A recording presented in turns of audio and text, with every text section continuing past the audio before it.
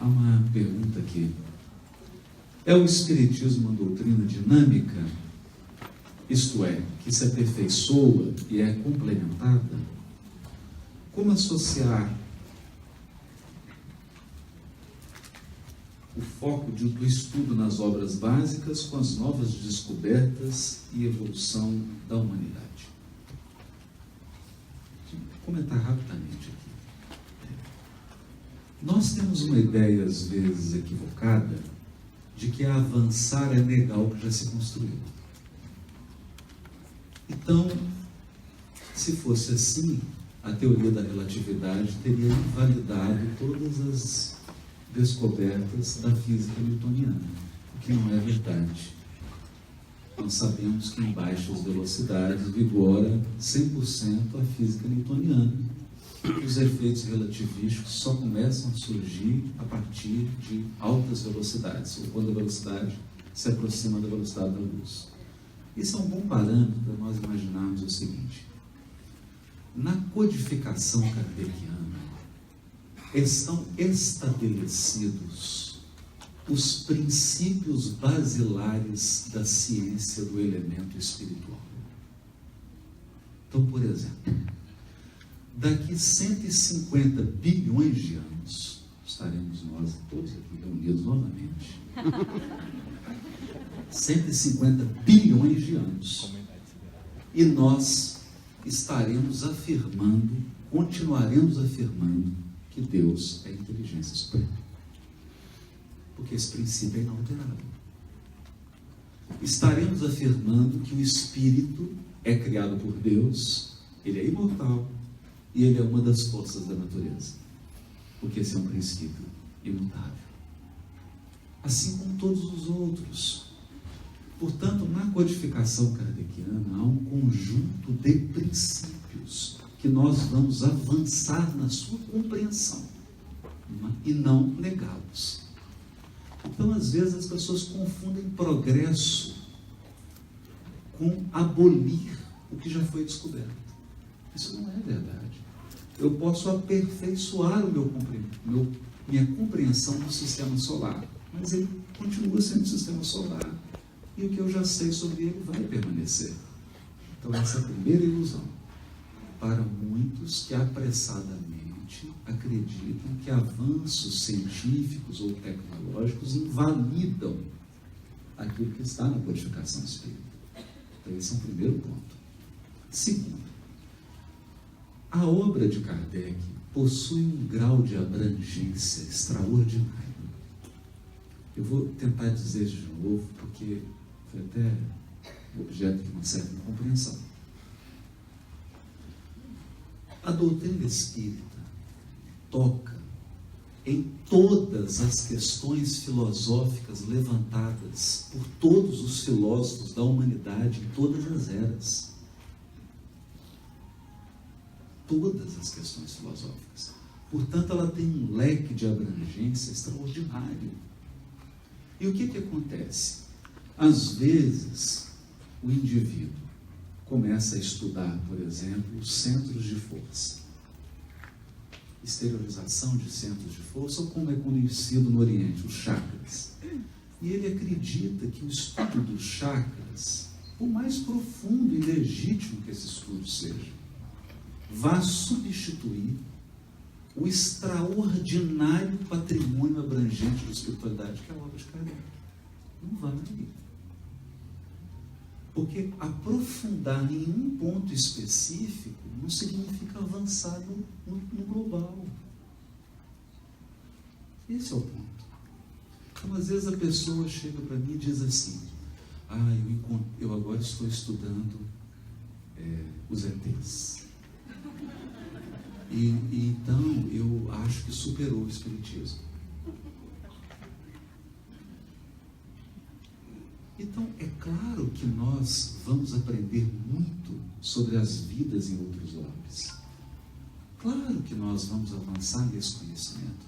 Mas isso significa aprofundar na cabeça de um alfinete.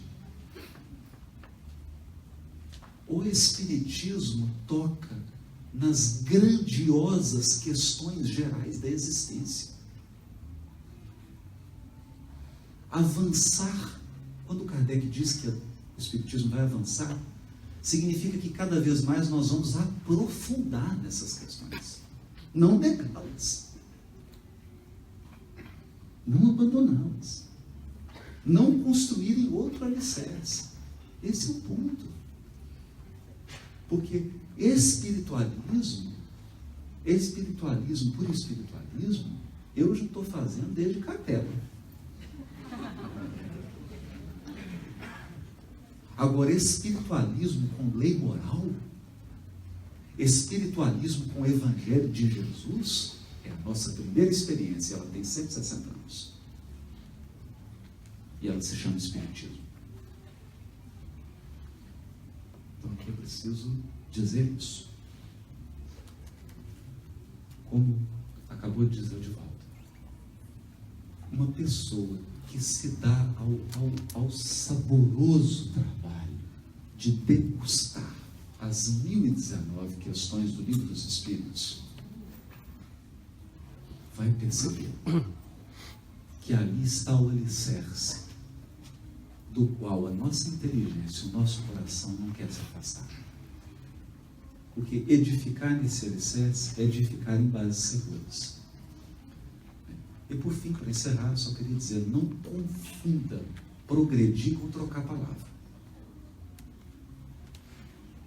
Não confunda progredir com trocar a palavra. Então você fala assim, não é energia. Não, campo. Não é mais fluido. É campo. Você está, como diz um amigo meu físico em Brasília, ele diz assim, isso aí é rotular nossa ignorância. Rotular nossa ignorância. Eu me lembro que eu sou formado em eletrônica, perguntei para o professor assim, professor, pós-doutor, defina para mim o que é um campo eletromagnético. Ele falou para mim assim, é mais fácil definir um anjo do que um campo eletromagnético. O que é um campo eletromagnético? Você tem que tomar cuidado com isso. Ficar trocando palavra, substituindo palavra, sem compreender a ideia. Os Espíritos não se cansam de dizer isso. As palavras pouco nos importam, desde que você compreenda.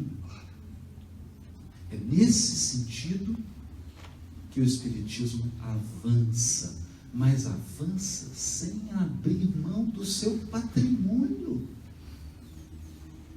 Porque a primeira coisa que Kardec escreveu lá no Evangelho segundo o Espiritismo, que o Espiritismo não criava uma moral nova, porque a moral espírita é a moral do Cristo.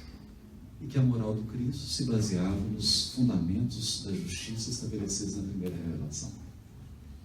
Então, por que avançar destruindo? Por que compreender que avançar é abrir mão do que nós já temos? Não. Eu não abro mão.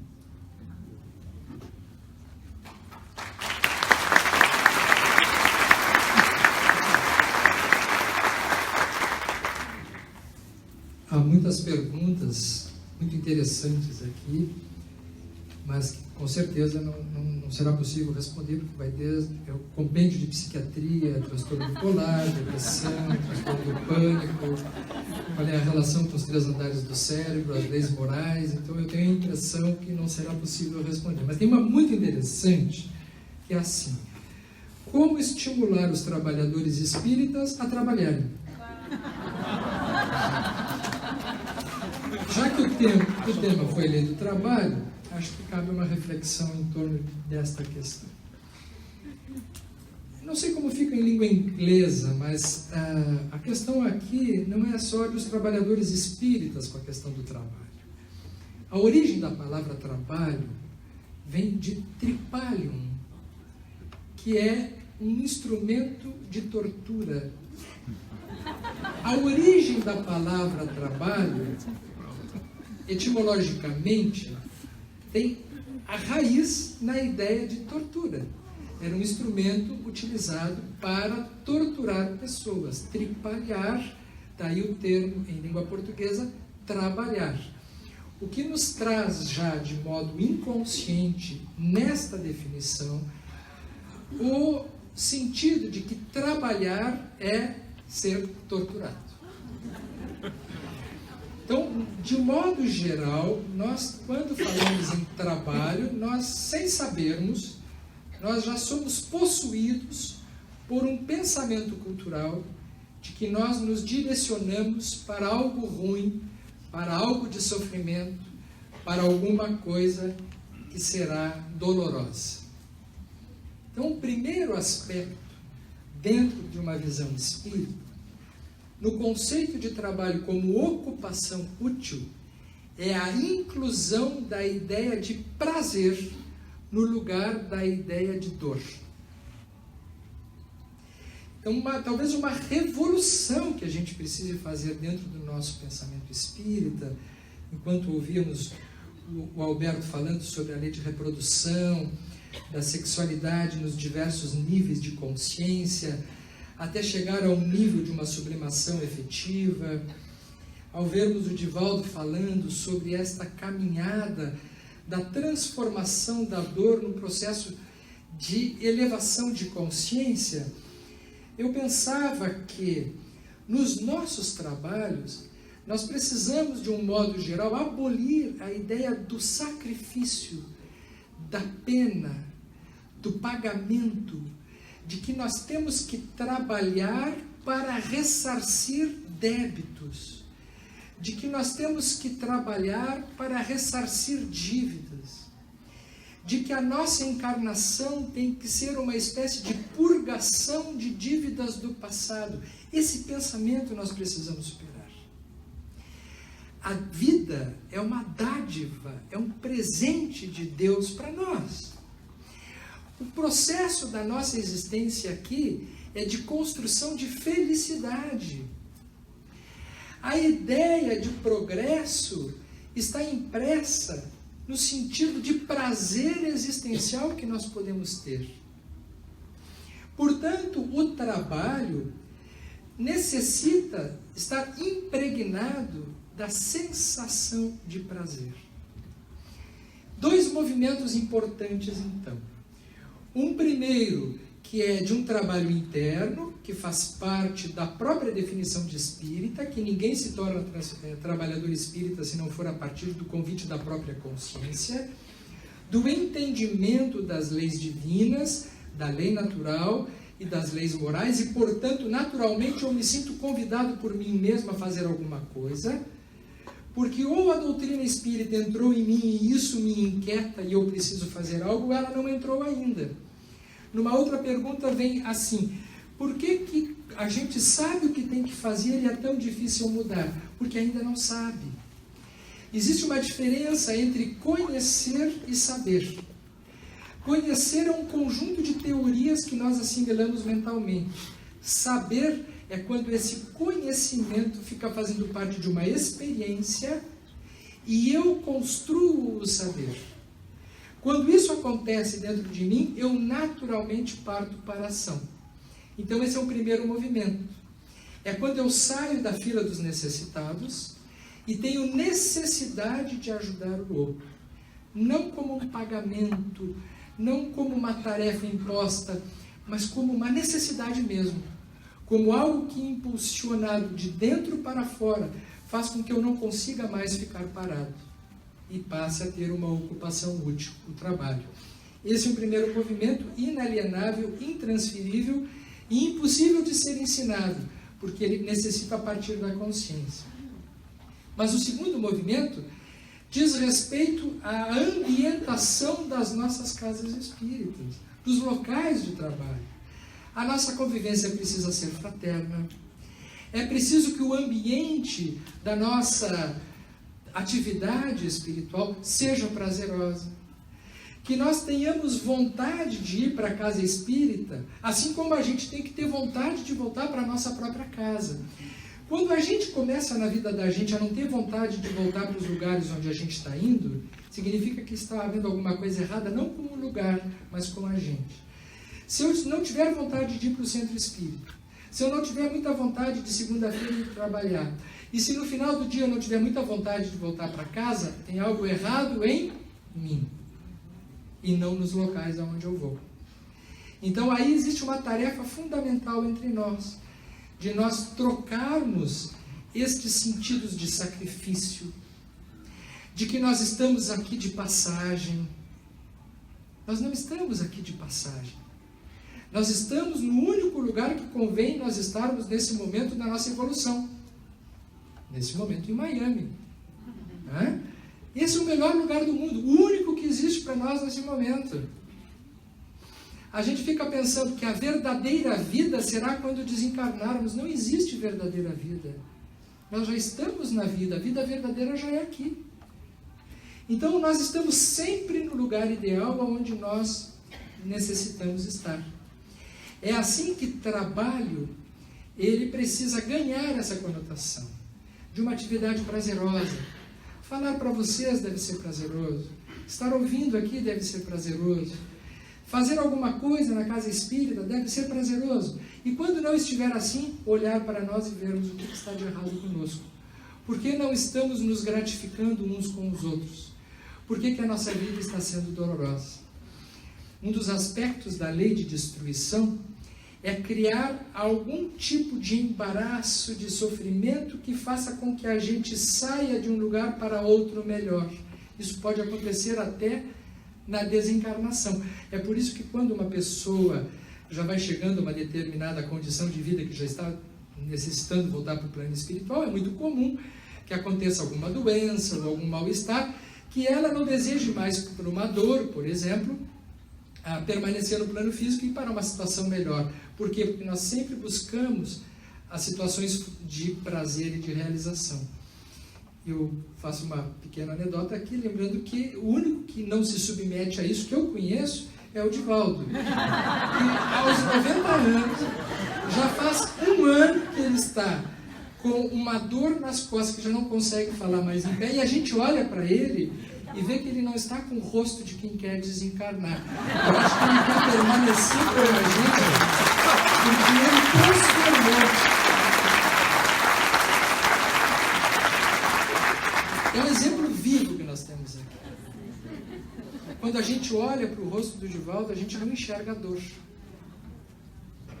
Quando a gente vê o Divaldo trabalhando e superando os limites físicos para poder trocar essa energia de jovialidade conosco, nós entendemos que trabalho não é sacrifício.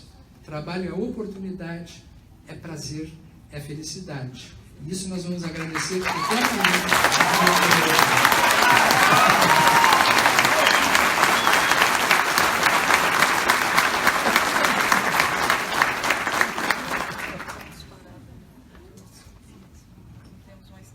Só uma crescente. Porque a voz do Divaldo, todo velhinho, vai cantar. A voz do Divaldo parece que ele. Não sei o que ele fez. Nós estávamos ouvindo no Paraná. Desculpa. No Paraná ele falando, estávamos começando ali, né? O Divaldo está com 90 anos e não tem voz de velho. Que milagre é esse? Porque os artistas, os cantores, eles trabalham a voz, educam a voz para não perder a voz, que é o instrumento de trabalho deles. Então eles fazem exercícios, fono, fazem todo um trabalho de educação vocal para não perder o instrumento de trabalho. Acho que foi isso que você fez. Vai desencarnar gritando. Eu lembro,